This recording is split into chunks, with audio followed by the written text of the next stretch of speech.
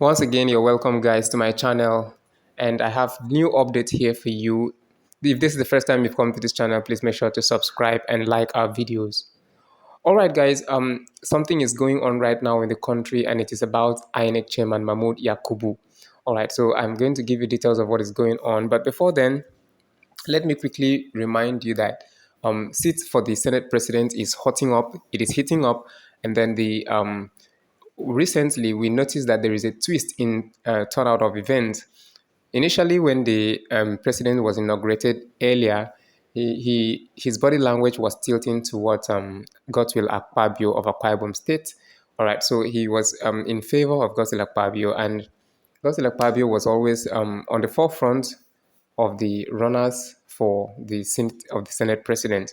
However, recently, I think he has left Godswill Akpabio to work out his own success. All right. So I think the northern governors, northern elders, and the northerners in general are actually against Godswill Akpabio, and they have come up to say that what they are going to do is going to be a repeat of what happened in the Ninth Senate. All right.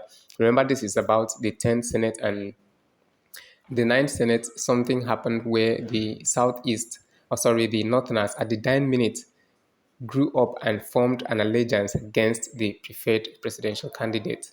All right, so that is what is going on for the Senate, the 10th Senate president seat. All right, so ahead of what is going on the tribunal, let me quickly give you a rundown of what is going on.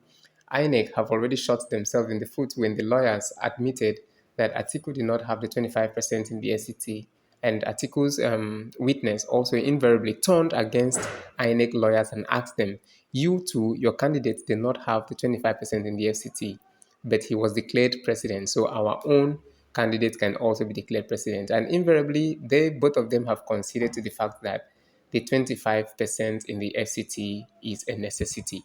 All right, away from that, Atiku Abubakar has gone up to bring five INEC staff, all right, five workers of INEC have agreed to testify against Tinubu and against APC in Presidential Election Petitions Tribunal. All right, so the former vice president and candidate of People's Democratic Party, Alhaji Atiku Abubakar, had filed the petition to challenge the outcome of the 2023 presidential election.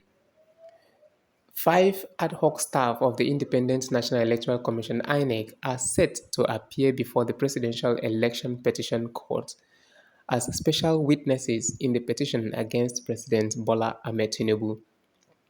The former vice president and candidate of the People's Democratic Party filed the petition and then has agreed to bring INEC ad hoc staff who participated in the conduct of the disputed presidential election results. They are ready to testify against the All Progressive Congress APC candidate in the last election. Atiku, who came second in the presidential contest, had in the joint petition he filed with his party alleged that the election was rigged in favor of Tinubu of the ruling All Progressive Congress. The presidential candidate of the People's Democratic Party, Atiku, has accused the Independent National Electoral Commission (INEC) of installing a third-party device to manipulate results of the February 25 poll in favor of APC and its candidate Tinubu. Atiku lodged the allegation in a 66-page document that was filed before the Presidential Election Petition Court, sitting in the Court of Appeal in Abuja. Atiku and PDP listed INEC as first respondent in their case. According to Atiku, the said IT consultant Suleiman Farouk ensured that the device was intermediated between the Bimodal Voter Accreditation System (BVAS) and the INEC Result Viewing Portal (IREV), known as Device Management System (DMS). He told the court that the DMS was the software that allowed INEC's IT security consultant Farouk remotely control, monitor, and filter data transmitted from the BVAS devices to the electronic collation system and the IREF platform. He told the court that the device management system was the software that allowed INEC's IT security consultant, Mr. Farouk, to do the manipulation successfully. So the petitioners contend and shall lead evidence to show that contrary to the original design of the Beavers machine to upload data directly to the electronic collation system and the IREF portal, the first respondents contrived and installed an intervening third-party device, which in its original or ordinary usage is meant to secure and administer the INEX technological ecosystem for the elections, but as it relates to the presidential election, it was used to intercept the results, quarantine and warehouse the results and filter them before releasing the results to the IREF portal. So that is what had transpired. INEX lawyer MAHMOUD SAN told the court that he was only served with statements of the witnesses few minutes before the proceedings commenced, insisting that he would need time to go through the documents to be able to effectively cross-examine the witness. Besides, INEC's lawyer said there was also the need for him to go back to the commission to verify and confirm the identities of the witnesses so as to ascertain if they indeed served as ad hoc staff during the election.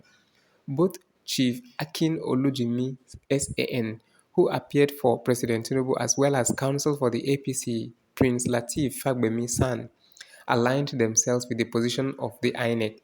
The respondents maintained that they would need time to study statements of the witnesses that was served on them by the petitioners.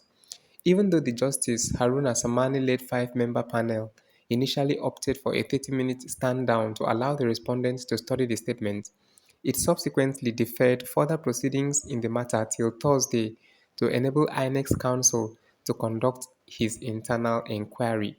Alright guys, so that is the whole story. And the question is, why is INEC and Tinubu's lawyer always having the same opinion? They are always agreeing. Is INEC fighting for Tinubu, or is INEC fighting for its own election that it conducted? That is what people don't understand. INEC should be able to defend what they do, their own, and allow anybody who has issues, any of the contenders who have issues, to address themselves. I don't know why on every instance INEC rejected the results, the CTCs, certified true copies, that were delivered to the court. INEC also disagreed on the Form EC8As that were tendered by Labour Party. The same thing with APC. They disagreed on the forms, they disagreed on the results. So I don't understand why INEC lawyers and APC lawyers are having the same stance. How will INEC lawyer say that they disagree the forms that were printed by them and stamped, certified by them? That is a problem. So we don't know what is happening, but just wanted to bring the information to you. If you have any opinion regarding this, please let's hear your comments in the comment section, and I'll be glad to bring you more updates. Just make sure to subscribe if you want to stay updated with what is going on, and thanks for watching.